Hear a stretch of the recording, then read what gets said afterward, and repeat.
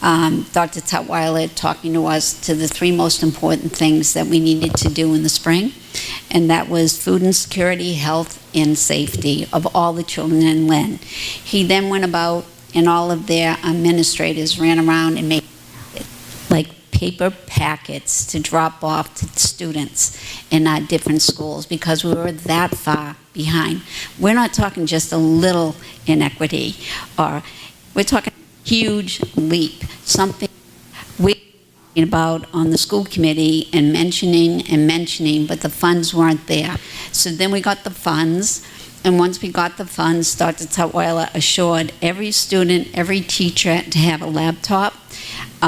Also, we provided food, through our school system. They could pick up packages of food every so many days. And then, I know I'm running out of time, but I want to get to this.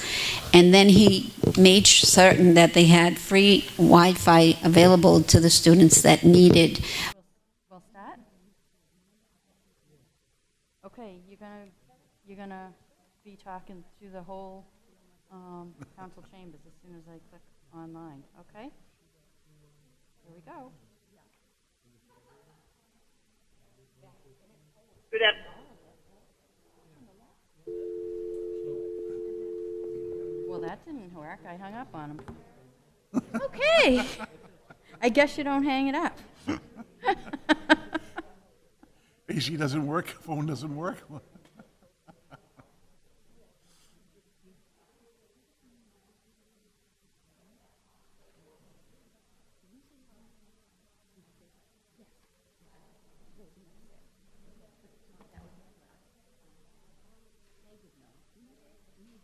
Sorry, I hung up on you. Okay, here we go. Okay, can you hear us now? Yes, I can. Can you hear me? We can hear you loud and clear. Okay, good afternoon, everybody. I'm going to start the meeting. Jamie, you want to do the roll call? Yes, Mr. Stillion, Present.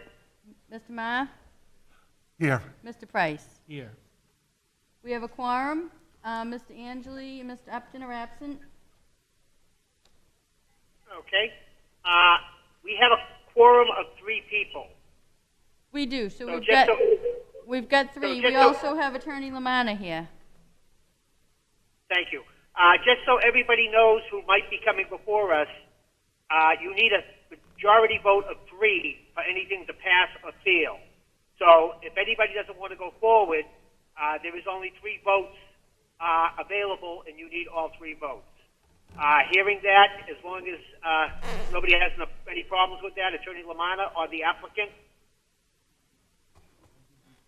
I'm going to start the Could you public hold hearing. just a minute, Bob? Hold on just a second. Yes.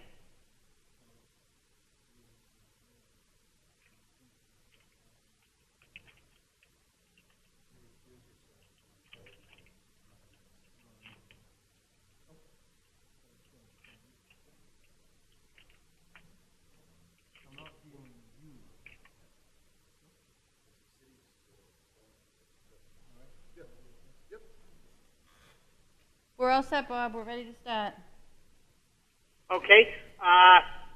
Before I start the public hearing, Let's Anybody approve. Hold on. Can we approve the minutes, please? I'm going to Oh. make a motion to approve the minutes. Okay. I'll second. I have a motion made. Do we have a second? We got a second? Yes. Yes. All in favor? Aye. Thank you. Aye. Okay. Next on the agenda. Yep, the public hearing. Why don't I read the ad? Yes, perfect. So the zoning, the City of Lynn Planning Board will hold a public hearing regarding a proposal to amend the City of Lynn zone ordinance and zoning map of the City of Lynn on the following. The zoning amendment creates an overlay district generally for the land that lies between Linfield Street, Dartmouth Street, Woodland North, Anchor Road, Donley Drive, Mary Ellen Drive, Joel Circle, Harmon Road, and Michael Road. The zoning amendment creates an open space residential development, which is a residential development in which the buildings and accessory uses are clustered together into one or more groups separated from adjacent property and other groups within the development by intervening open land. The zoning amendment also creates a senior living multifamily, which is a dwelling or combination of dwellings designed for and occupied by families with at least one senior person family member residing in each unit and lives in such unit for at least 6 months of each year. The purpose of this section, the Medical Village Subdistrict 1, MVD-1, and the Medical Village Subdistrict 2, MVD-2. This amendment is created to carry out the recommendations of the Union Hospital Reuse Planning Study and specifically meet the following objectives. A, to foster development that is sensitive to the surrounding neighborhood of single-family residential neighborhoods and conservation area of the Lynn Woods. B, to create new economic opportunities for the reuse of the Union Hospital property, encouraging investment and revitalization of the neighborhood. And C, to create new housing opportunities while limiting impacts on city schools and ensuring new housing is made available to a range of income levels. The proposed zoning amendments and map are available for inspection during normal business hours.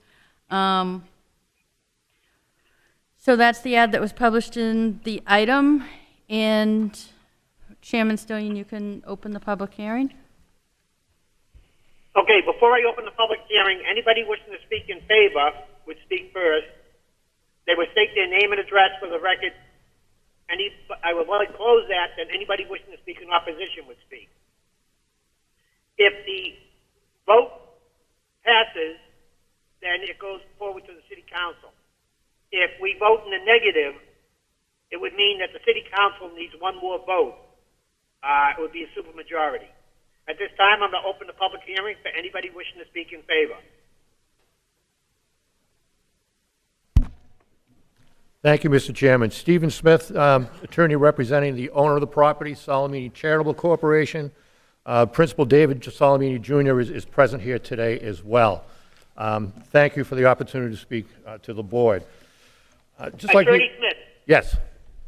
You do know that we only have the 3 members, so you need all 3 in the affirmative? Yes, it does not pass. That's my understanding, Mr. Chairman. And you are willing to go forward? Correct. Thank you. I'd like to give a brief summary of the history that got us here, as well as a summary of what you see before you. This process, this public planning process, began as far back as 2015 when North Shore Medical Center announced its intent to consolidate their healthcare services, or the majority of their healthcare services, on their Salem campus. A process that essentially was completed in October of 2019. At that time, the city, primarily through the efforts of Ward 1 Councilor Wayne Losey in support of the mayor's office, in funding provided through the local EDIC and through North Shore Medical Center, engaged on a reuse plan, which is referenced in the public notice for tonight's meeting. The objectives of that plan, which are cited not only in the public notice but in the proposed zoning amendments and in the MAPC recommendations as well, was to come up with a reuse of the property that would protect neighborhood interests, create housing opportunities, and minimize impacts on the city's finances. The MAPC process began in 2018, where they had a series of public meetings, well-attended public meetings.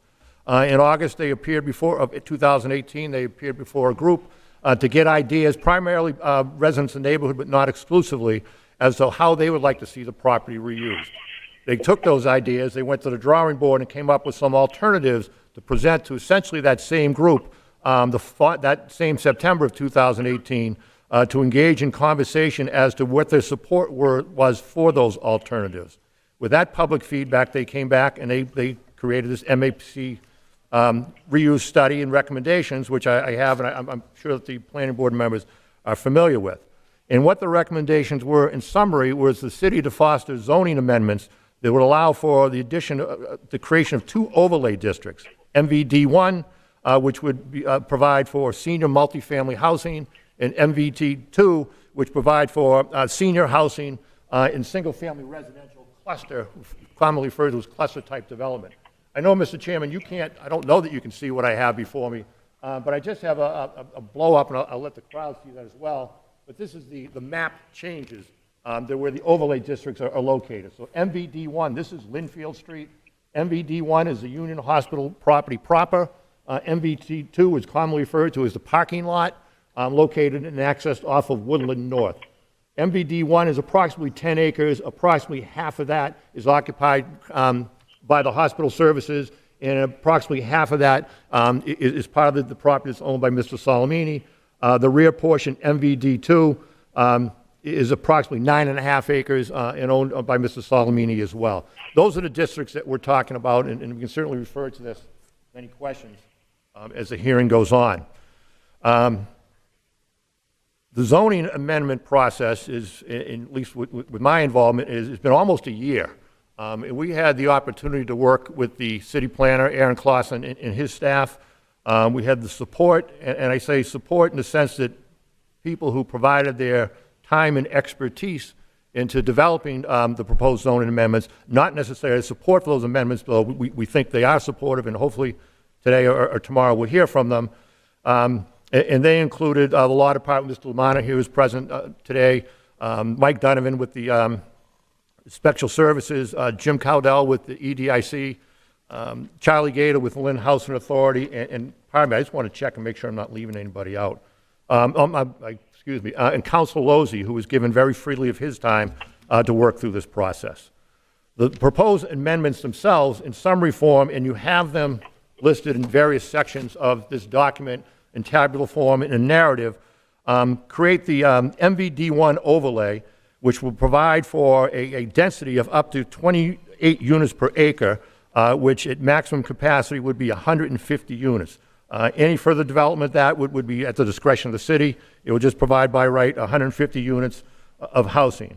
There's dimensional regulations. The properties that abut, for example, on the Dartmouth Street side, the most closest abutters, there is a 35-foot setback between any structures on the MVD1 overlay district and the homes that front on Dartmouth Street.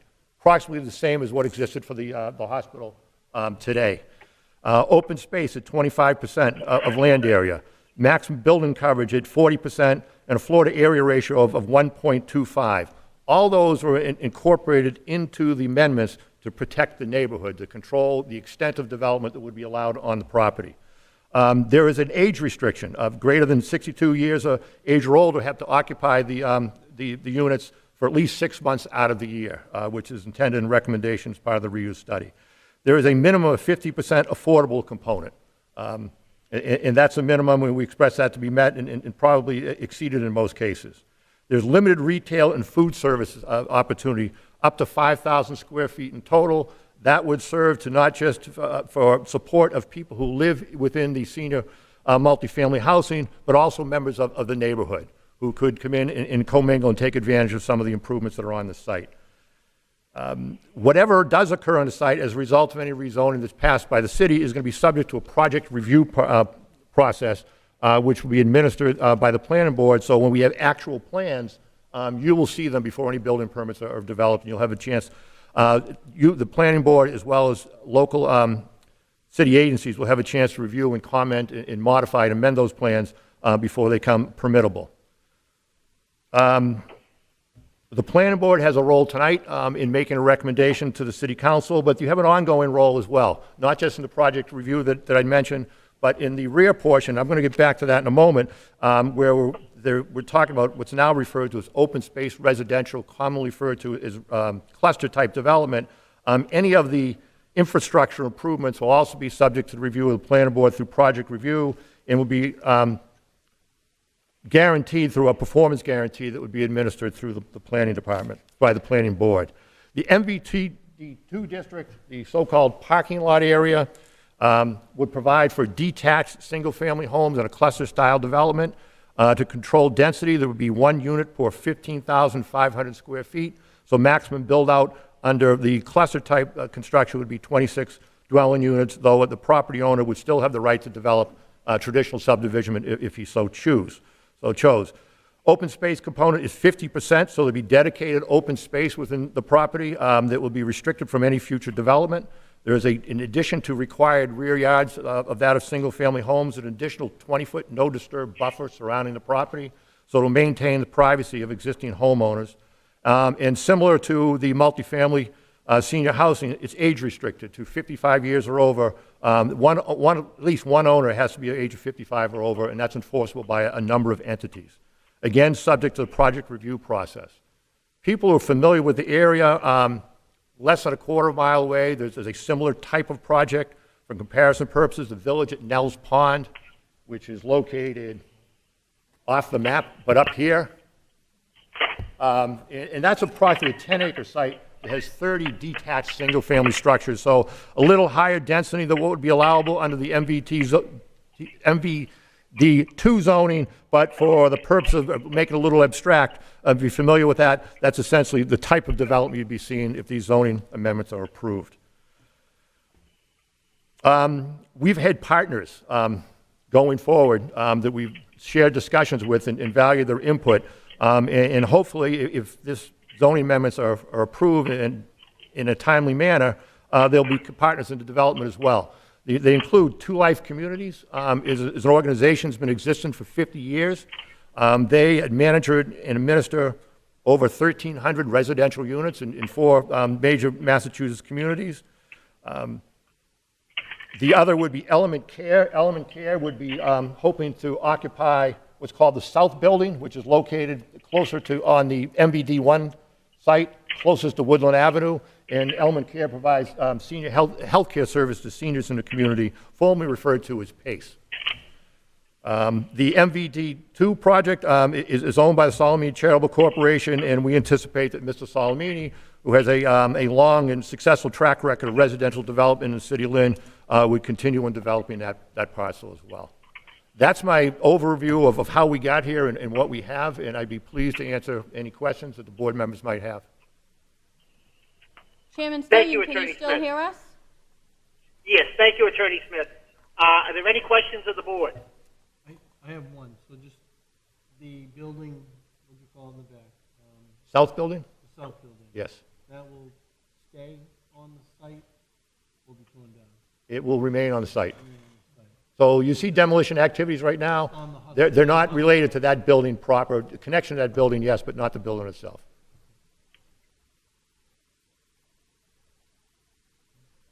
Any other questions from the board, or should we continue the public hearing? I'm good. I'm fine. Thank you. Okay, we can continue.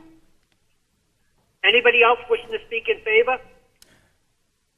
Mr. Chairman and members of the board, for the record, I'm David Solomini, Jr. I live at 39 Joel Circle here in Lynn, and through Solomini Charitable Corp., I am the owner of the former Union Hospital property. I bid on the property and ultimately purchased it as a community project. As many of you know, I, along with my family, have been great supporters of the hospital over the years, and I really want to see the property returned to a community use. So, adding to what Attorney Smith mentioned, it's been a collaborative effort with city officials throughout the last year or so in coming up with the document that's before you. So the zoning amendments that are before you are really a big step in the reuse of the Union Hospital property. I just thought I'd bring you up to speed on where we are demolition-wise. I think most people that have gone by the hospital realize that it is under demolition. With Mr. Price's question, the south building, which is the 2-story building in the rear of the hospital property that abuts Linfield Street, that 2-story building is relatively new, and we're looking to repurpose that. Our plan is for Element Care to use that building for its PACE program, for senior healthcare programs in that building. There'll be quite a bit of remodeling and renovation that will happen with that building. The walkway that went from the main building out to the south building has been removed. The existing building, we started with demolition back in January. We spent 4 months abating asbestos within the building. Once that was completed, the beginning of May, we shut the utilities to the building, cut the power, and so forth, gas lines and whatnot from the building. So all the utilities are disconnected. We started gutting out the building in early May, and that really happened for a couple of months. So all of the materials in the building have been removed from the building, such as walls, ceilings, and so forth.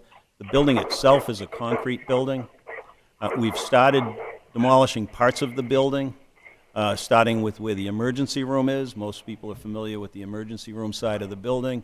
The emergency room has been demolished. And what was the intensive care unit's been demolished, and part of the library. And that's what they're working on. As we speak right now, there are demolition crews taking down the building. Our expectation is that the building will be down by the end of September. We're going slow and methodical because we need to separate out materials, as well as we don't want to have a large demolition site which would have dust blowing around and things that would certainly upset the neighbors. So we're doing it in a very thoughtful and methodical manner. Prior to the demolition, just from a community standpoint, we allowed the buildings to be used by police and firefighters for training. Lynn Fire Department was in there several times doing trainings. The Boston branch of the FBI were in there doing SWAT training. So it looked like a bunch of guys going to Home Depot, but all of these guys were trained federal officers that were training in the building. So that was happening over the winter months. So I do ask for your approval of the amendments. Attorney Smith outlined what these amendments will allow us to do, and I believe that by approving this zoning amendment, you'll be paving the way for the best reuse of the Union Hospital property and providing much-needed housing for Lynn seniors. And I'm happy to answer any questions that the board might have of me. Thank you. Thank you, Mr. Solomini. Is there anybody else who wishes to speak in favor?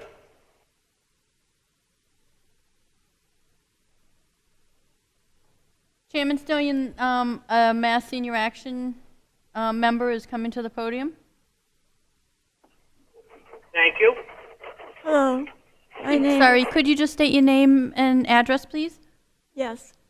My name is Kathy Lowry. I live at 30 Pleasant Street in Lynn, Mass. I'm 73 years old, and I live on an income from Social Security of $367 a month, plus food stamps and Medicaid. I'm here to speak on behalf of all the senior citizens of Lynn who are not as fortunate as I am to live in senior housing. It's my understanding that there are 6,000 plus people on the waiting list for senior housing in Lynn. These are parents and grandparents of citizens of Lynn, and some of them are veterans who deserve the comfort and security of a warm home at night, and they're not getting it. They are upset and insecure, and they are not safe. I would love the board members, the council members, to really think about these people before they make their votes, because everybody, every parent, every grandparent, every veteran deserves to come home to an affordable place to live that's safe and secure, and to have a beautiful place like Mr. Solomini and To Life wants to put at Union Hospital would be a godsend for these people. Thank you very much. Thank you very much. Is there anybody else wishing to speak in favor? Is there anyone else wishing to speak in favor? Chairman Stillion, we have another Mass Senior Action member coming to the podium. Thank you. Good afternoon. My name is Barbara Mann. I am a member of Mass Senior Action. I have been for many years. I live at 130 Eastern Avenue in Lynn. I just have, I've been following this right along, and I've been very pleased with the True Life plan. And I think it's just such a necessary thing, and as Kathy was saying, there are so many people that have been waiting. The waiting lists for senior housing now has been over 6 years. But this housing would bring quality to the senior housing situation. It would not have any impact on the schools. And it would be, I know originally they were talking about a public plaza that would be on Linfield Street. I don't know if that's still in the plans. But this is a wonderful program. The PACE program is a wonderful program. I'm glad they're considering putting it as a part of the building as it becomes available. I'm glad to see that I was very sad about Union Hospital when they closed it. But I think that this is a good use for it, and I just hope that they'll change the zoning on it. Thank you. Thank you very much. Is there anybody else wishing to speak in favor at this time?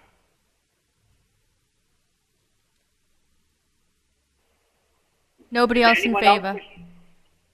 Anybody else wishing to speak in favor? Is there anyone else wishing to speak in favor? Hearing none, I close the public hearing in favor, and I open the public hearing for anybody in opposition.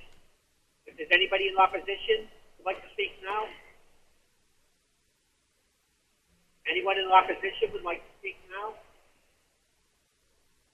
Last call before I call the public hearing in opposition. Anybody wishing to speak in opposition?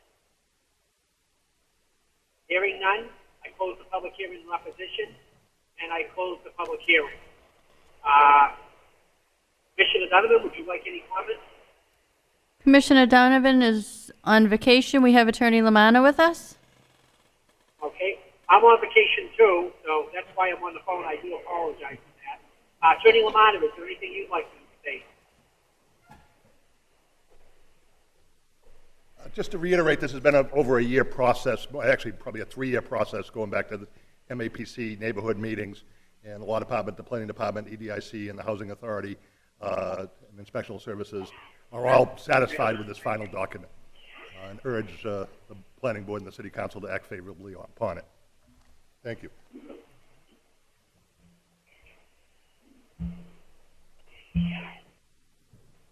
Do any board members have any questions? No, I'm all set. If there's no questions, does anybody want to make a motion?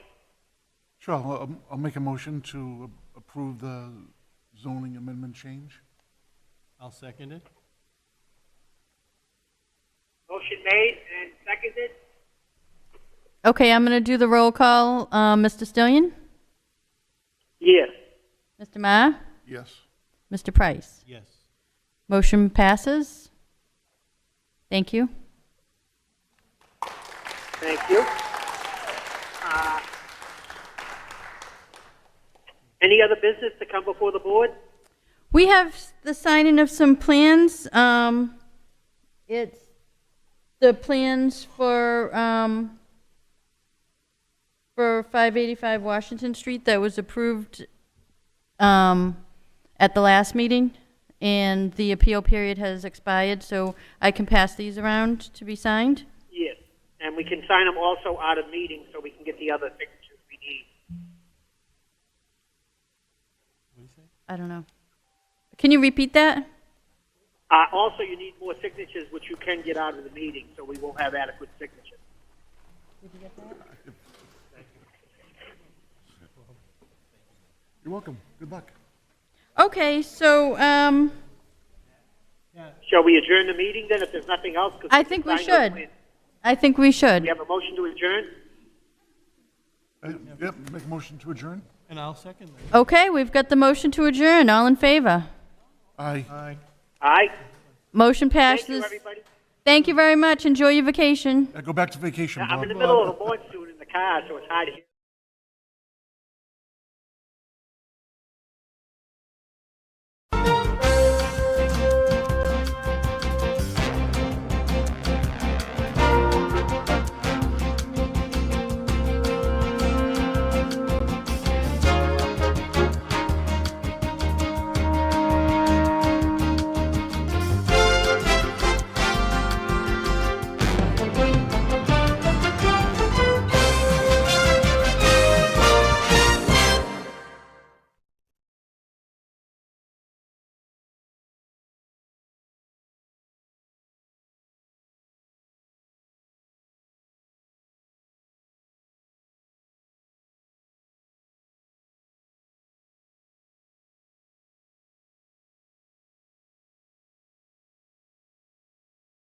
health resources, they are inaccessible and or lacking funding.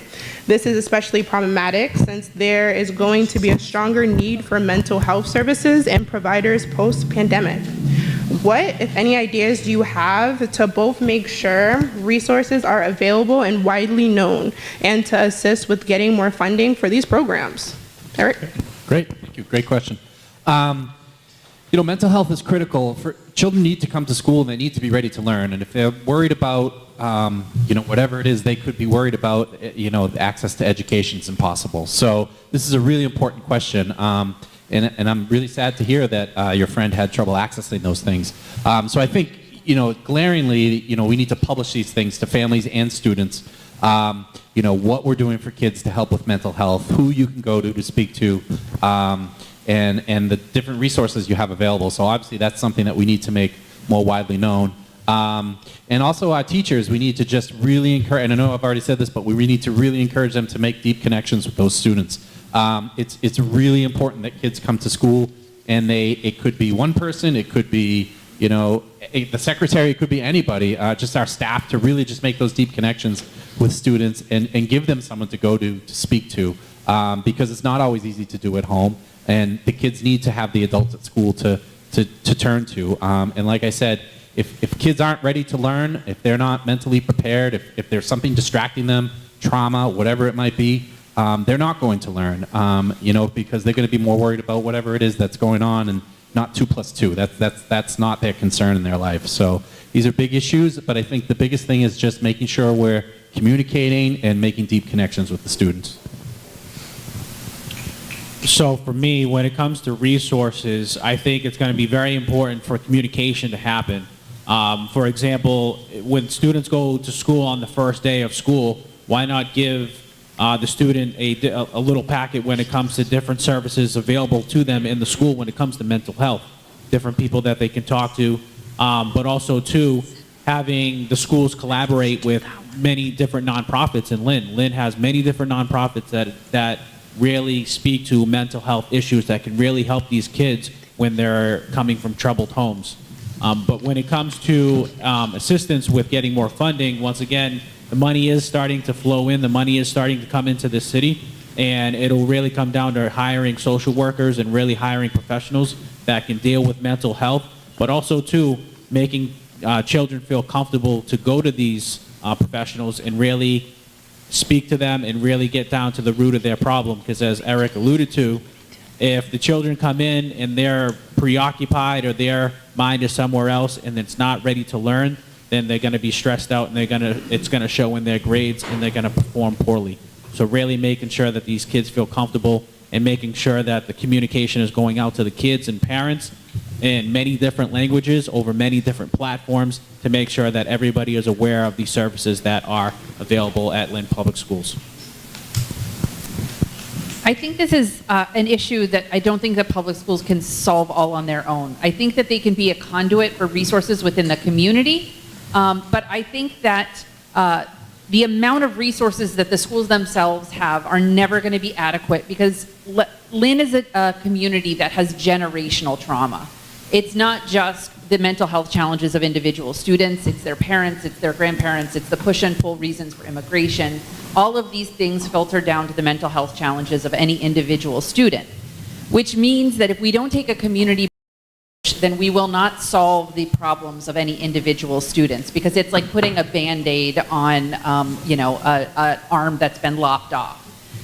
So I think that the schools need to be better partners within the community in terms of resourcing, whether it's Lynn Community Health or any of the other nonprofits that specifically deal with these types of trauma. But I think it's also really important to understand that we have to change the conversation around resourcing mental health accessibility.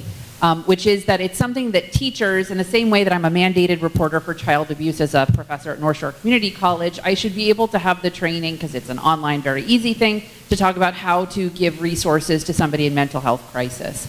And I think if everyone is part of the solution and we look to our larger community, that's how we deal with it. Yes, accessibility to mental health resources is very vital for our students to succeed. And just like Tiffany mentioned, and I mentioned before, I think that the we need to reach out to these other nonprofits that are in the city so we can collaborate and work together because we just don't have it, right? We know we're getting the funding and it's going to come in and we're going to hire other, we're going to work on, mental health and that, but we don't have those resources right now. So we need to reach out to these nonprofits and start working collaborative with them. They have resources and we can also, I know that we work with Lynn Community Health, and there's some of the schools have Lynn Community Health Centers in them, and we could try to branch out even to, extending, bringing more funds towards mental health, bringing psychiatrists and counselors and stuff like that, because it's very vital, Also the sizes, when the increasing of the students in the classroom, it eliminates some of the core, eliminates a lot of the core, courses that a lot of, classrooms can teach, and eliminates, those core values. It makes it tough, it makes it hard, Well, over here, the main problem is the information, and I give you an example. When I running the first time, somebody called me, a mother called me, and I contacted Brian that he knows what I'm going to talking about. She have a problem, she have a kid with a special need, but she don't know about the services, and she don't know what kind or type of services the city could give it to her or the school system. So she reaching me up, and then I put her in contact with Brian Castellano. He gave you the info, and she had those services, and she get other people involved in those services. So we have a lot of issues, but the first issue we have is the info. So we need to inform our community what services we have. But a part of that, we need to know what kind of services each children has it. And then after we know that, then we can support those kids with the services that we can implement to the system. And then the budget is another problem, but if we work together, we could have a different result from them. And then if the business and the community try to help the school supporting, we could have a different situation. So we are on our last topic, mental health, and it is a very important issue. I think looking at education, it's not just the curriculum, it's not just the teacher, I think it's nutrition, I think it's health. I think the Facebook Foundation, Priscilla Chan, the Chan Foundation, they are focusing on this aspect of education as well. And I'm excited to talk about them because they are important, but I'm kind of disappointed you guys skipped the last topic. How do you plan to address overcrowding as a member of the school committee? I'm disappointed because I think that is a very big issue we're sitting on. It's the tremor that we are sitting on. The overcrowdedness is unbearable. And with our city growing in population, with all these units coming online in less than 6 months, we will have a bigger problem with overcrowding. So that's a very important question, and we got to deal with it in a very innovative way. I have a plan. It's called Lynn for STEAM. If you want to be part of it, I need you to be part of it. I need all of us to be. We are going to do this together. Go to votePostSign.org/Lynn for STEAM, and you can be part of it. And for mental health, I think that maybe we can create mental health awareness movement where we can create safe space for students to come. All right, and last question of the night to the incumbents, left to right, starting with Brian. Can you tell us what you have done to make mental health resources and professionals available as current school committee members? Respectfully, I need to get up. My legs have fallen asleep. So, first of all, I want to thank you for bringing light to the issue of mental health. I've been vocal about mental health throughout my tenure on the school committee. Again, I'm someone, when I first ran for office, my priority was to improve our systems in our social emotional learning and mental health systems. Back in 2019, I had a group of students from Marshall Middle School reach out to me, and they did a civics project, and it was about social workers and the need and the lack of. And they broke it down to me, and earlier we talked about the budget, so that group of civic students actually got that letter to our budget, and I actually advocated. Fast forward 4 years later, we just doubled the capacity of social workers and clinical infrastructure in Lynn Public Schools.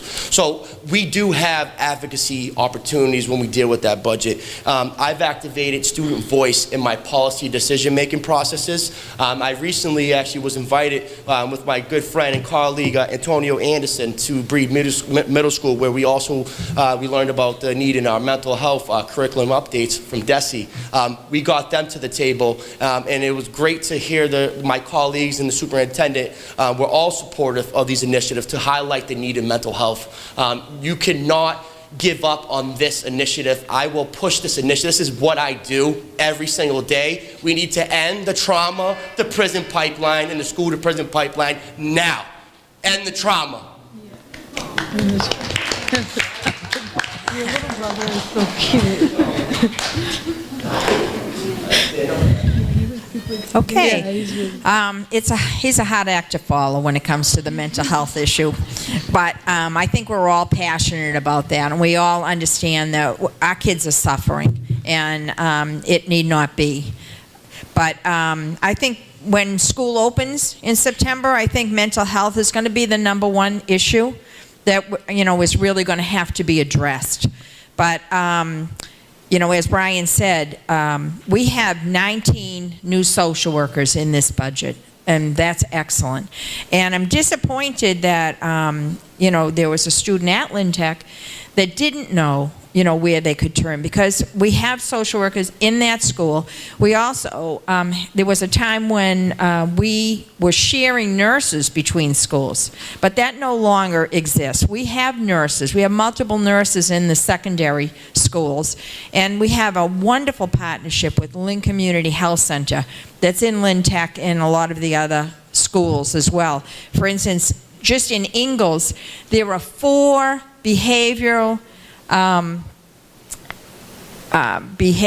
health therapists just in that one school alone to help address any of these problems. So, during the pandemic, when the students were at home, on the school committee, we got many, many calls from parents who the kids were just in shutdown. They couldn't go on, and lots of help was given through the school department.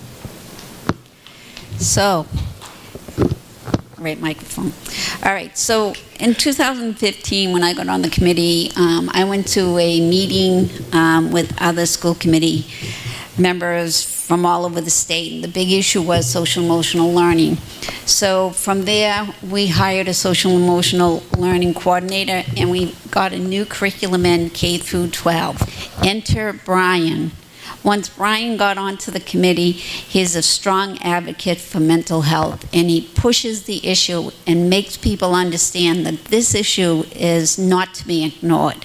So where I gave a little bit, let's do this at SEL, he came in with his social worker background and Mrs. Campola's understanding of the issues for students in pre-K through 2. And I think we're doing a pretty good job with mental health. We have Lynn Community Health in several of our schools, and we now have like 19 social workers working with our students to make them better. Thank you.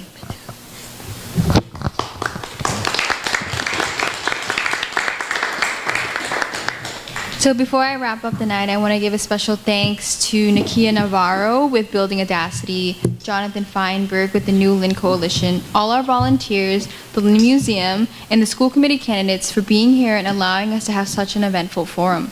I would like to ask if they could close off the night with some last words to us all. Please remember, you will each have 1 minute, and we will start from right to left, starting with Poussin. Thank you. My last word is that all these topics they're crucial. But overcrowding is unbearable, especially with our city population growing. I'll tell the city council, what about the traffic load, right? I can't imagine the traffic will be. It's already bad on Western Ave during heavy traffic hours. So we need to build a new school right now. We need to build several new schools right now. And there's a plan that I have that involves all of us.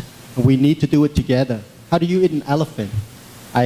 When I start serving and leading, the answer to that question was that you take it one bite at a time. That's how you get big problems solved. But sometimes you don't have all the time. So what do? You have to bring the whole family. You have to bring the whole village, the whole city. And that's what the plan requires. All of you, all the city. I'm going to ask the city, the mayor. I think the old Thurgood Marshall is still the Lynn Public Schools building. I think they should designate that building to the new school, not give it away. Well, I see that we need more school, that's right. But I be thinking the whole week, what about the school that we already have that they need to be improved, that they need to be repaired? What about them? So I said, we need to be focused on those schools that we have already and repair them. And then we think about it to have more new buildings. And our community is being growing, but we need to work together and we need to find out those sources of money to bring to our school for we have a more development on them and have a better services for our community. Well, thank you, Prevent the Cycle, for having this forum, and everyone who attended. I want to thank you. My name is Lenny Pena, and you heard all the issues we have tonight. There's a lot of issues in our school system, and it takes a village, to raise a child, and I like to be part of that committee. I promise you, if elected, I'm going to work hard, and I like to be a parent voice, a voice for all. Y el día 14 de septiembre necesitamos su voto. El día 2 de noviembre. I like to be a voice for all. Thank you. I also want to say thank you to Prevent the Cycle, and I want to say the reason that forums like this are important is because our questions came from you, and that, as elected officials, is our job. We need to create the systems that involve people, and if we're not creating them, then we need to go, and new people who will figure out how to create them need to be elected. Thank you. So I just want to say thank you to Prevent the Cycle for hosting this